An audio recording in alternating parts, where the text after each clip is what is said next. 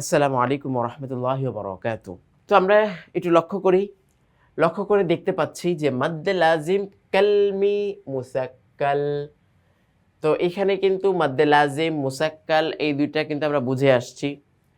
তাহলে কালমি শব্দের অর্থ কি আসবে? কালমি শব্দের অর্থ আসে হচ্ছে শব্দ।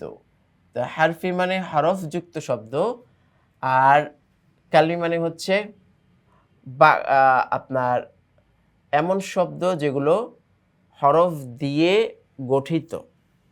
আর আগেরটা হচ্ছে ছাড়া হরফ, যেটাকে বলা হয় হারফি, শুধু হরফ। ওইখানে আমরা শব্দ আসলে বলতে পারি না, যদিও মৌখিকভাবে শব্দ বলি, তাই না? কোরআনে কারিমের ওইগুলাই তো আল্লাহ তাআলা চ্যালেঞ্জ করেছেন যে আলিফ লাম মিম, ভিন্ন ভিন্ন হরফ যদি একটা শব্দের মতো দেখা যাচ্ছে, কিন্তু অর্থকেন্দ্রিক ওইটাকে শব্দ বলা যাচ্ছে না। কিন্তু এখন আমরা যেটা বলবো সেটা কালমি মানে অর্থমূলক শব্দ। তো আমরা এটাও বলতে পারি অর্থমূলক শব্দ, বা ডাইরেক্ট শব্দ বলতে পারি যে শব্দ। আচ্ছা, এটাকে আমরা একটু আবার মুছে নেই।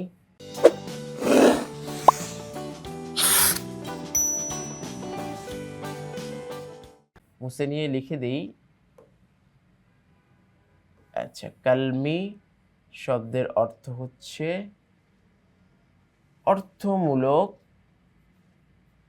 অর্থমূলক শব্দ।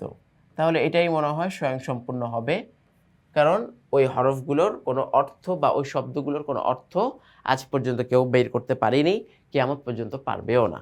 কারণ এটা আল্লাহ তাআলার একটি চ্যালেঞ্জ মানুষ জাতির জন্য। পারলে দেখি, মানুষ তো অনেক কিছু চ্যালেঞ্জ করে, তোমরা তো অনেক কিছুই বুঝো, পারলে আলিফ লাম মিম হা মিম এগুলোর অর্থ বের করে দেখাও। তো মানুষ আজ পর্যন্ত কখনো পারেনি। আচ্ছা, তো ৩ নাম্বার পয়েন্টে আমরা দেখি মাদ্দে লাজিম কালমি মুসাক্কাল। তো মাদ্দে লাজিম মানে কি? আবশ্যকীয় মাদ। কালমি মানে হচ্ছে এমন শব্দ যে শব্দের অর্থ রয়েছে। মুসাক্কাল মানে কি? মুসাক্কাল মানে হচ্ছে তাসদীদ যুক্ত। মুখাফফাফ মানে কি? হরফ যুক্ত। আমরা এটা পেয়ে গেলাম। আচ্ছা, হরফ বলছি মানে জজম যুক্ত। আচ্ছা, এবার দেখেন, কালিমার মধ্যে মাদের হরফের উপরে মোটা চিহ্ন বামে তাসদীদ থাকিলে ৪ আলিফ টানিয়া পড়িতে হয়। তো কালিমার মধ্যে মাদের হরফের পরে এই যে কালিমা বলছে, এই কালিমার দ্বারা উদ্দেশ্য কি? ওই যে কালমি, অর্থবোধক শব্দ। অর্থবোধক শব্দ এরকম যদি শব্দের মধ্যে মাদের হরফ থাকে, সে মাদের হরফের পরে আবার মোটা চিহ্ন থাকবে, আবার থাকবে কি আপনার সেখানে তাসদীদ, তাহলে এক আলিফ টানিয়া পড়িতে হবে। তো আমরা এখানে চিহ্নগুলা একইভাবে দেখা যাচ্ছে ৩ আলিফের মতো, আসলে এটা ৪ আলিফ টানের চিহ্নই। তো দদ লাম জবর দল যদি বানান করি আমরা, তাহলে কিন্তু ডাইরেক্ট এইভাবেই বানান করব যে দদ লাম জবর দল। কারণ আলিফটা দেখতে পাচ্ছি, কিন্তু আলিফের কোনো উচ্চারণ কিন্তু আমরা করতে পারবো না। কারণ মাদে হরফ যদি থাকেও, যদি পরবর্তী কোনো শব্দের জজম বা সাকিন থেকে যায়, তাহলে কিন্তু সেটাকে ধরতে হবে। তো এখানে মাদটা আমরা করব, যেহেতু মাদের হরফের পরে তাসদীদ রয়েছে, তো এখানে আমরা ৪ আলিফ টান নিয়ে আসব। দদ লাম জবর দল, আলিফটা কিন্তু বলছি না, কিন্তু টানের মধ্যে চলে আসছে। লাম আলিফ ২ জবর লান, দলান।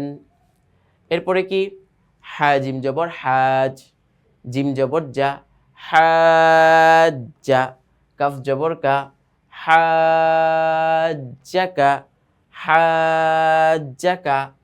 এই যে এদিকে একটা লক্ষ্য রাখি আমরা, এখানে কি রয়েছে? একটি আলিফ রয়েছে এবং কাফকে আলাদা করা হয়েছে। এটা কিন্তু প্রয়োজন নেই, কিন্তু বুঝার জন্য এই যে আমরা আদৌ কি মুরাক্কাব শব্দটা বুঝতে পেরেছি কিনা। জিমের পরে কাফ, তো জিম তো এমন একটা হরফ যেটা অবশ্যই তার অন্য একটা হরফের সাথে মিলিত হতে পারে। কাফও একই কথা, মিলিত হতে পারে। তো সুতরাং এই জায়গায় কিন্তু আপনার এই আলিফ, জিমের সাথে আলিফটা তো প্রয়োজন নেই, তারপরে আবার এখানে কাফের জন্য কোনো প্রয়োজন নেই। ডাইরেক্ট কাফের এই জায়গাটা লেগে যাবে হাজ্জাকা, ঠিক আছে? এখানে এইভাবে হবে হাজ্জাকা। এরপর হাজ্জুকা। তো টেনে গিয়ে 4 আলিফ আমরা গিয়ে জিমকে ধরবো, তারপরে আবার মাদের হরফ রয়েছে হাজ্জুকা, এইভাবে। এর পরেরটা দেখি আমরা, লাযল্লুনা, টানলাম। এরপরে ওয়াহাজ্জাহু, ওয়াহাজ্জাহু। এরপরে আতুহাজ্জুনি,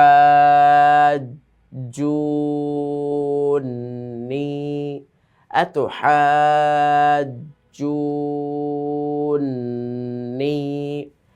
টানো হচ্ছে, এরপরে আপনার আমরা টেনে গিয়ে আবার এখানে নুনকে ধরছি, এই জায়গায় অবশ্য আরেকটা টানের চিহ্ন থাকবে। তাহলে একই শব্দের মধ্যে দুইবার কিন্তু 4 আলিফ টানের চিহ্ন থাকবে, কারণ এই যে নিয়মটা, এখানে চিহ্নটা আমরা দেইনি। তো দেইনি এটা বোঝার জন্য যে এই যে ব্যাখ্যাগুলো আমরা দিলাম, মাদের হরফের পরে তাজদিদ থাকবে কালেমার মধ্যে। তো এই কালেমার মধ্যে তাজদিদ থাকলে মাদের হরফের পরে অবশ্যই সেটা মোটা চিহ্ন দিয়ে তারপরে 4 আলিফ টানতে হবে। তো প্রথমটা দেওয়া হয়েছে, দ্বিতীয়টা দেওয়া হয়নি, যাতে করে আমরা এটাকে বুঝাতে পারি। আতুহাজ্জুনি,